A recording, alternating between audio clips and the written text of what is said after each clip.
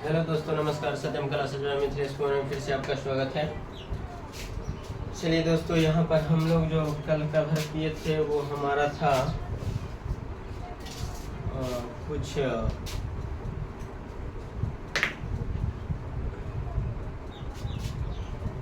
कल के सेशन के बाद जो हम यहाँ पर स्टार्ट करने वाले हैं वो हमारा है अवतल दर्पण और उत्तल दर्पण का कुछ उपयोग है। जैसे हम लोग अवतल और उत्तल, कल हम लोग पढ़ रहे थे समतल के बारे में, प्रतिबिंब निकालना सीखे थे।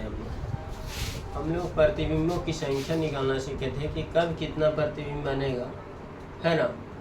उसके बाद आज का जो सेशन है समतल दर्पण के बाद हम लोग गोलीय दर्पण का एक छोटा सा टॉपिक पर आए हैं जिसका नाम है आपका उत्तल दर्पण और अवतल दर्पण का उपयोग।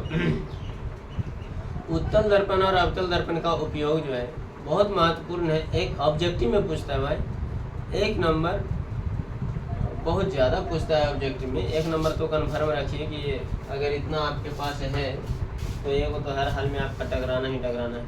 अगर खुदा न खास्ते कहीं जो 2 नंबर में पूछ दिया तो कि उत्तल दर्पण के प्रमुख उपयोग को लिखे, वही 3 या 4 आप लिख दीजिएगा, आपका 2 नंबर आपके हाथ में आ जाएगा। और ऑब्जेक्टिव की यदि बात किया जाए तो ऑब्जेक्टिव में तो आप जानवे करते हैं कि पर क्वेश्चन पर नंबर रहता है, माने एक क्वेश्चन पर 1 नंबर होता है आपका।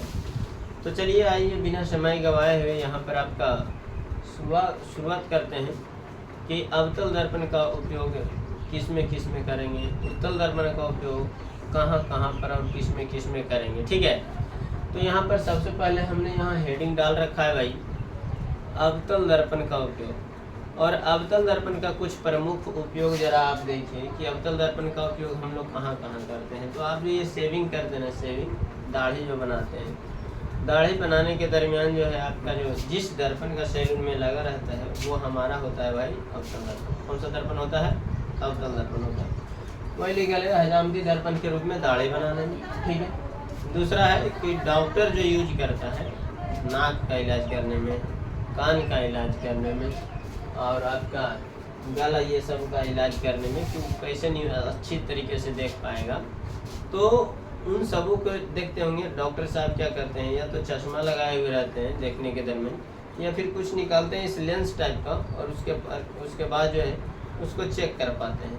तो यहाँ पर जो डॉक्टर साहब उपयोग करेंगे जिस दर्पण का रोगियों के गला नाक कान देखने में, वो आपका अवतल दर्पण होगा। कौन सा दर्पण होगा? अवतल दर्पण होगा। दूसरा है आपका मोटर गाड़ी का जो हेडलाइट है, आगे का जो लाइट है, उसका जो शीशा होता है ना, जिससे आपका प्रकाश का क्या होता है, फैलता है, ये कभी सीधा जाता है कभी फैलता है। तो आपका जो मोटर गाड़ी का जो हेडलाइट है, या फिर टॉर्च जो आप जलाते हैं, टॉर्च जो आपका है, या फिर स्टडी टेबल जिसको हम लोग टेबल लैंप कहते हैं, जो टेबल पर रख करके हम लोग पढ़ते हैं या पढ़ाई करते हैं आप लोग, तो उन सबों में जो परावर्तक सतह होता है ना, जिससे प्रकाश परावर्तित होकर के फैलता है ना, उन सबों में जो आपका दर्पण जिस दर्पण का उपयोग किया जाता है वो आपका कौन सा दर्पण होता है? अवतल दर्पण। शीशा होता है ना वो, तो वो आपका अवतल दर्पण का होता है। ठीक है, वो अवतल दर्पण होता है, कोई दिक्कत यहाँ से नहीं है। अगला है परावर्तक दूरबीन बनाने में। परावर्तक दूरबीन बनाने में देखते हैं कुछ लोग दूरबीन ले करके, उसमें तो लेंस अलग यूज किया जाता है, लेकिन अगर किसी को परावर्तित के रूप में करना है तो वहाँ पर परावर्तक दूरबीन के रूप में आप यूज कर सकते हैं अवतल दर्पण का। कोई दिक्कत यहाँ पर नहीं है, क्योंकि अवतल दर्पण का काम है भाई छोटे चीज़ों को बड़ा करके दिखलाना, उत्तल दर्पण का काम है बड़े चीज़ों को छोटा करके दिखलाना। ठीक है। अगला है सोलर कुकर में। सोलर कुकर आप जानते हैं, इससे बेटर है सोलर कुकर। जो विद्यार्थी नहीं जाना तो क्या जाना, सभी के विद्यार्थी जीवन में एक दिन आएगा ये कुकर सीटी बजा कर चल जाएगा। ठीक है, अगर ज़िंदगी में सही से पढ़ाई नहीं किए तो जिस प्रकार से कुकर सीटी मारते हैं उसी प्रकार से आप लोग भी और हम लोग भी सीटी मारते रह जाएंगे। ठीक है, तो सीटी कई एक तरीके से मराता है, वो आप खुद समझदार हैं, समझ रहे होंगे। यहाँ पर देखिए, अगला है आपका समुद्री नमक प्राप्त करने में। कौन सा नमक प्राप्त करने में? समुद्र में जो हम लोग नमक प्राप्त करते हैं समुद्र से, तो उसको सुखाने वगैरह के लिए या फिर उसके प्रोसेस में जितना भी आपका दर्पण का उपयोग किया जाता है वो आपका अवतल दर्पण का उपयोग होता है। ठीक है, उसमें यहाँ पर आप ध्यान दोगे उत्तल दर्पण का उपयोग। अब यहाँ पर अवतल दर्पण का कुछ प्रमुख उपयोग था, अब की बार है उत्तल दर्पण का कुछ उपयोग। अब आपको अभी बताया कि अवतल दर्पण क्या होता है, छोटे छोटे चीज़ों को बड़ा करके दिखलाता है।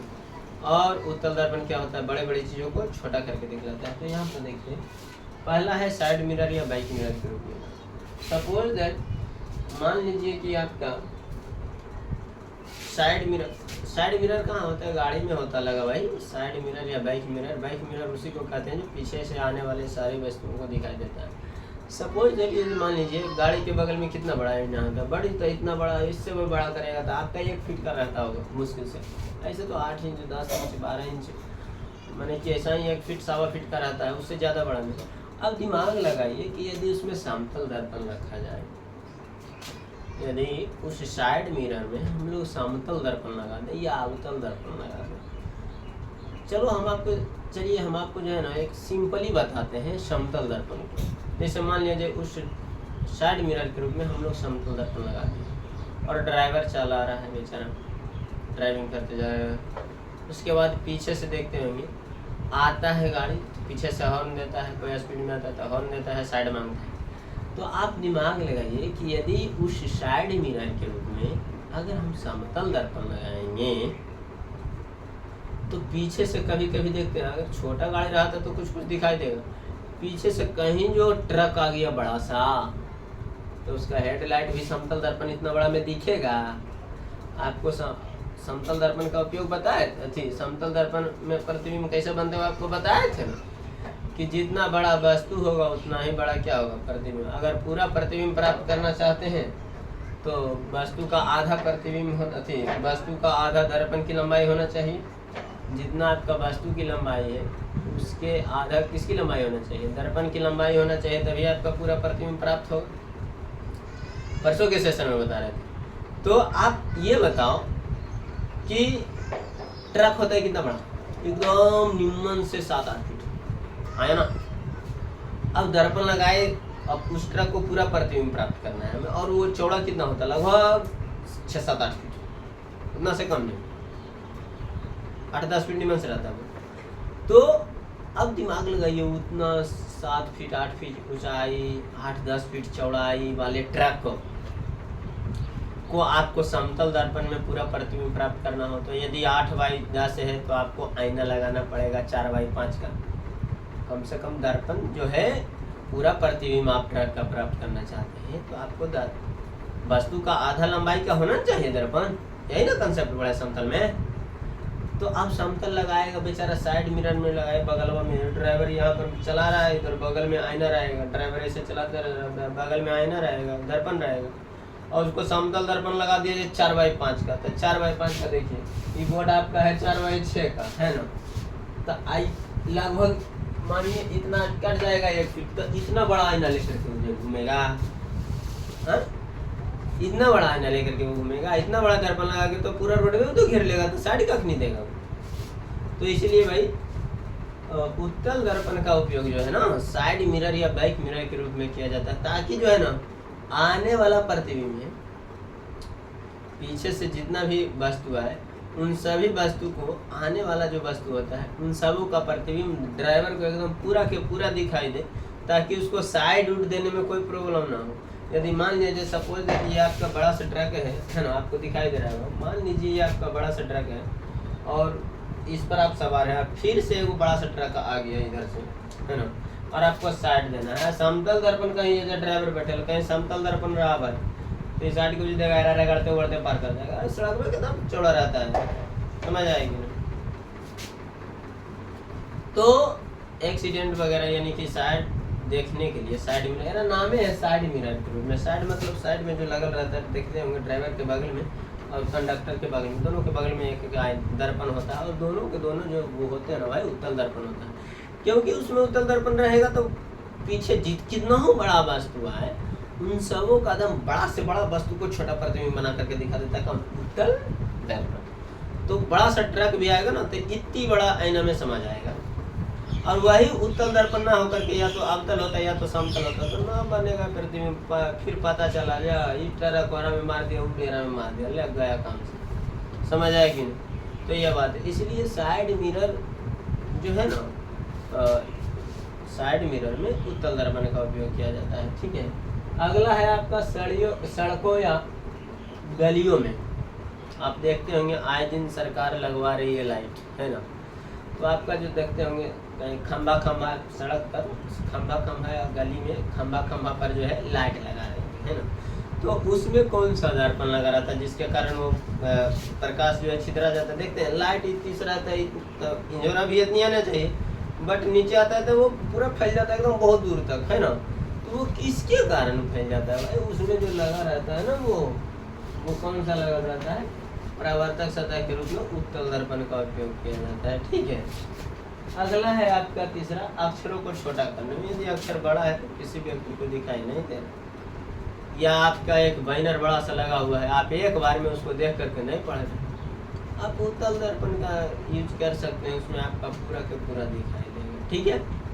अगला है तस्वीर को छोटा करने में। बड़ा सा तस्वीर है छोटा करना, जैसे अभी आपको बताया ना कि एक पीछे से बड़ा सा ट्रक है, आगे जो गाड़ी जा रहा है उसमें छोटा सा है ना इतनी सा लग रहा था, फिर भी पूरा दिखाई देता है। कैसे पॉसिबल है, क्योंकि उत्तल दर्पण वो भाई, और उत्तल दर्पण जो है बड़ी से बड़े वस्तु का भी छोटा प्रतिबिंब बना देता है।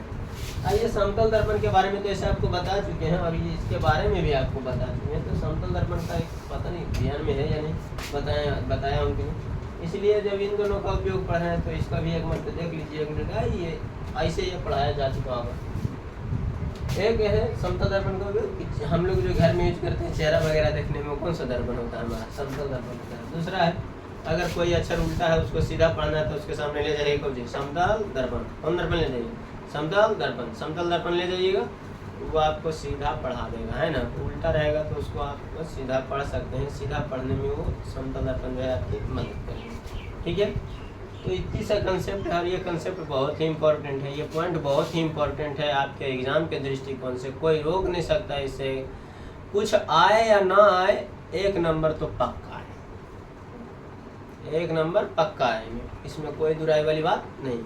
अगर गलती से 2 नंबर में पूछ दिया तो पूछेगा कैसे, उत्तल दर्पण के कोई 2 उपयोग लिखे, ऐसे कहेगा। उत्तल दर्पण के कोई 3 उपयोग लिखे, उत्तल अवतल दर्पण का कोई 2 उपयोग लिखे या कोई 3 उपयोग लिखे, इस प्रकार से देगा तो 2 नंबर में आएगा। ऑब्जेक्टिव में तो आपका हर हाल में रहना ही रहना, नहीं कैसे रहेगा, नहीं रहेगा तो देगा बोर्ड एग्जाम कहाँ से बनेगी, नहीं रहेगा तो बोर्ड क्वेश्चन उठा के कहाँ से लाएगा, सिलेबस से बाहर थोड़ी ही रहेगा।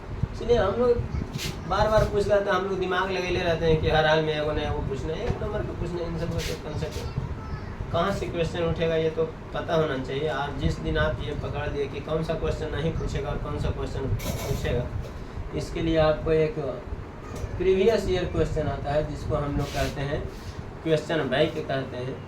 उस क्वेश्चन बैंक को आप अभी से खरीदिए, है ना। और जो खरीद रखे हैं बहुत अच्छी बात है, जो पढ़ रहे हैं और अच्छी बात है, और जो नहीं पढ़ रहे हैं तो उसके लिए और अच्छी बात है कि आपसे तैयारी करिए, है ना। उसको जो ना पीछे का उसमें बना हुआ रहता है, प्रीवियस ईयर का मतलब पिछले साल से कुछ 10 वर्षों का आसपास दिमाग लगाइए, 10 वर्षों का क्वेश्चन रहता है, लगभग 10 वर्ष 11 वर्ष ऐसा ही कुछ रहता है। और उन सबों क्वेश्चन को आप बारी बारी से क्या करिए, हल करिए। इतना बार बनाओ ना, इतना बार बनाओ, आप 2 4 5 बार उसको देख कर देखिए, आप में इतना कॉन्फिडेंस आ जाएगा ना। आप जो कहिएगा ना कि ये क्वेश्चन आएगा तो वह आएगा, दूसरा नहीं आएगा। क्वेश्चन बैंक में ये पावर है, ठीक है। इसलिए आप जो है क्वेश्चन बैंक बनाना शुरू कर दीजिए, अगर नहीं शुरू किए तो। क्वेश्चन बैंक का सलूशन बहुत ज़रूरी है भाई। और आपको सेट भी यहाँ पर कवर करवाए जाएंगे, लेकिन अभी तो नहीं करवाए जाएंगे। आपका सेट कवर करवाए जाएंगे, आपको 25 से 30 सेट कवर करवाए जाएंगे। तो पर सब्जेक्ट में जो है आपका 5 से 6 सेट कवर करवाए जाएंगे, वो भी आपका फ्री ऑफ कॉस्ट बिल्कुल यूट्यूब चैनल पर आपका। और यही बोर्ड होगा या फिर आपका जो है पेन और पेपर के माध्यम से वहाँ पर जो मेरा होता है, जहाँ पर वो मेरा हैंड राइटिंग होता है, हाथ से लिखा हुआ मेरा नोट्स होता है, हाथ से लिखा हुआ मेरा ऑब्जेक्टिव क्वेश्चन होता है, छाट कर कंसेप्ट वाइज कंसेप्ट दिया जाता है। तो सेट से आपका टोटल कंप्लीट हो जाने वाला है। यहाँ पर जो आपको सेट मरवाऊँगा ना, वो यहाँ पर टोटल सब्जेक्ट का होगा। यहाँ पर तो पढ़ा रहा हूँ तो केवल मैथ और साइंस पढ़ा रहा हूँ ना, वहाँ पर जो आपको सेट मरवाऊँगा वो टोटल होगा आपका, चाहे वो हिंदी हो, संस्कृत हो, मैथ हो, साइंस हो, सोशल साइंस हो, इंग्लिश हो, तो इन सबों का आपका कवर करवाया जाएगा, ठीक है। इत्मीनान से, खाली ईमानदारी से आप मेहनत करते रहिए। मेहनत में कभी रुकावट नहीं पैदा होना चाहिए, मेहनत लगातार होनी चाहिए। 2 ही घंटा पढ़िए, 4 ही घंटा पढ़िए, लेकिन रोज़ पढ़िए। इन्हें कि आज 10 घंटा पढ़ दिए, बिहान कोई मतलब नहीं, देखूँ से मतलब नहीं, फिर तरसुना पहुँचेंगे, फिर आया तीसरा दिन फिर 10 घंटा पढ़, ऐसे में आपका रिजल्ट होने वाला नहीं। आप रेगुलर पढ़िए। अब आपका समय जो है बहुत कम बचा हुआ है, 6 महीने आपके पास समय है, 6 महीने यानी 7 महीने आपके पास, जुलाई लगभग खत्म है नहीं, 6 महीना आपके पास समय है। आराम से ईमानदारी से तैयारी करिए, डरने की कोई बात नहीं है। लोगों को लगता है कि बहुत हार्ड है 10वां, बट पास करना तो बेहद आसान है, नंबर लाना थोड़ा सा क्या है हार्ड है। आपका नंबर लाने के लिए हैंड राइटिंग भी होना बहुत ज़रूरी है, हैंड राइटिंग सुंदर होना चाहिए आपका। उसके बाद जो है बनाने का जो तरीका, आप में बनाने का जो कॉन्सेप्ट है वो आपका एकदम ज़बरदस्त होना चाहिए, तब जा करके नंबर आप हायर कर पाएंगे। ठीक है, तो आपको वीडियो अच्छी लगी होगी, आप जो इसे देखिए और पढ़िए, और आप प्रयास करिए ना कि इन सबों को कॉपी पर लिख करके याद कर लो। जितना भी हमने लिखाया है आपको, सबों को कॉपी पर लिखते जाइए, उसके बाद पढ़िए। ना याद होता है ना भाई, लिख लिख कर याद करो। देखते हैं बचपन में हम लोग क्या करते थे, हम लोग को एक का नहीं आता था, गुरु जी एकदम दे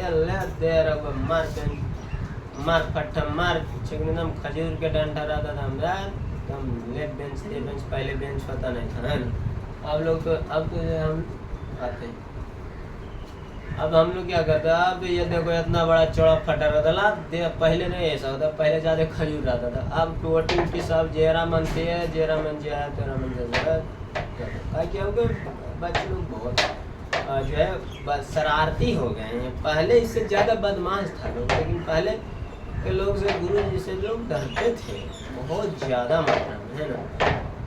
वो रोज़ रोज़ हम लोग को लिखा देते याद, किस लिए, याद करवाने के लिए। तो याद को यदि रट करके यानी पढ़ करके याद नहीं होता है ना, तो आप उसे लिख करके याद करिए, और जो लिख करके याद हो जाएगा ना, यकीन मानिए आप भूलिएगा ही। आप पहले सबसे पहले उसको क्या करें, याद करने का आपको सिंपल तरीका बताते हैं। सबसे पहले उसको याद कर लीजिए, याद करने के बाद उसको 2-4 मरते क्या मन में मन लाइए। जब माइंड फ्री हो, याद करने के बाद उसको माइंड में लाइए, आप रिवाइज करिए, मेमोराइज माने मन में। आप भीड़ में हैं तो मन में चलते रहना चाहिए कि हमने आज क्या पढ़ा क्या किया, ताकि भीड़ वाले को पता थोड़ी चलेगा आपके माइंड में क्या चल रहा है। बस आप अपने मन में भीड़ वाले को लगे फलनामा, ठीक है, वो अलग बात है। आपको माइंड में चलते रहना चाहिए, लेकिन उसको तैयारी इतनी खामोशी से करो कि कामयाबी क्या मचा दे, शोर मचा दे। ये तो आप जानते ही होंगे, ये बहुत ही इम्पोर्टेंट लाइन है और बहुत महत्वपूर्ण है ना। और उसके बाद बताते हैं हम आपको कि यहाँ पर जो है आपका एक दूसरा तरीका होगा। ये एक तरीका क्या है, याद कीजिए, याद केला के बाद जो आप उसे मेमोराइज करिए। उसके बाद जो है ना, उसको एकदम फटल चिटल कापी आप लोगों के पास रद्दी कॉपी होगा या सिलौट पेंसिल, जो भी आपका पेन आपका मार्कर या क्या बोलता बोर्ड होगा, या फिर पैड जिसको कहते हैं वाइट पैड, या फिर आपके पास रद्दी कॉपी होगा, उस पर नाम लिखते रहे, बैठल करिए, कुछ याद करके उसको 2, 4, 5 से 10 मरते लिख दीजिए हड़ास लिख। उसके बाद देखिए आपका वो अपना हो जाएगा, कहेगा नहीं कि हम आप यहाँ से जाएंगे। उसके बाद कुछ नहीं करना है, 15-20 दिन के बाद उसको एक मरते खाली कुछ करना है, एक मरते पढ़ लेना है, उसको अपना हो रहेगा, कोई दिक्कत वाली बात नहीं। ऐसा करके देखिए, न याद होगा तब कहिएगा, ऐसा हो ही नहीं सकता है कि नहीं हो। सबसे पहले उसको याद कर लीजिए, याद करने के बाद मेमोराइज कर लीजिए, मेमोराइज करने के बाद उसको 2-4 मरते लिख लीजिए। उसके बाद 2-4-10 मरते लिखना क्या, बैठल रहेंगे, याद चीज़ रहबे करेगा, जल्दी जल्दी लिख लीजिए। आइए, आप जो लिखिएगा ना, वो देख कर लिखने का प्रयास नहीं करिएगा, आप देखिएगा तब जब आप भुला जाइएगा तब देखिएगा, ठीक है। तो आज का सेशन यहीं पर रखेंगे। आप याद करने वाला सिस्टम जो आपको बताएं वो ये करके देखिए, आप जल्दी भूलिएगा नहीं। कुछ लोग का बच्चे को शिकायत होता है, याद करते हैं भूल जाते हैं, कैसे याद करें। तो यही उपाय है भाई, याद करिए, माइंड में लाइए, उसको लिखिए 2-4-10 बार, जब भी फ्री रहें तब उसको माइंड में लाइए, ठीक है। तो आज के सेशन यहीं पर इसको स्टॉप करते हैं, और अगले दिन हम लोग जो है लाएंगे। आपको कल ही बोले थे कि आज चिन्ह परिपाटी लाएंगे, लेकिन आज के ये आ गया इम्पोर्टेंट के रूप में, तो कल आपका चिन्ह परिपाटी आ जाएगा, है ना, अगले सेशन में। तो वीडियो अच्छी लगी तो चैनल को सब्सक्राइब करके बेल आइकन दबा दीजिए, और वीडियो को लाइक जरूर करिएगा। व्यूअर बहुत जाता है, बट लाइक देखते हैं पहुंचता नहीं है। जितना व्यूअर होता है उतना लाइक होनी चाहिए भाई। आपके साथ हम मेहनत कर रहे हैं तो आपका भी कुछ हक बनता है, एक थंब लगाने में क्या जाता है आपका। चलिए, धन्यवाद। वीडियो को अपने दोस्तों के पास शेयर करिए जरूर, ठीक है।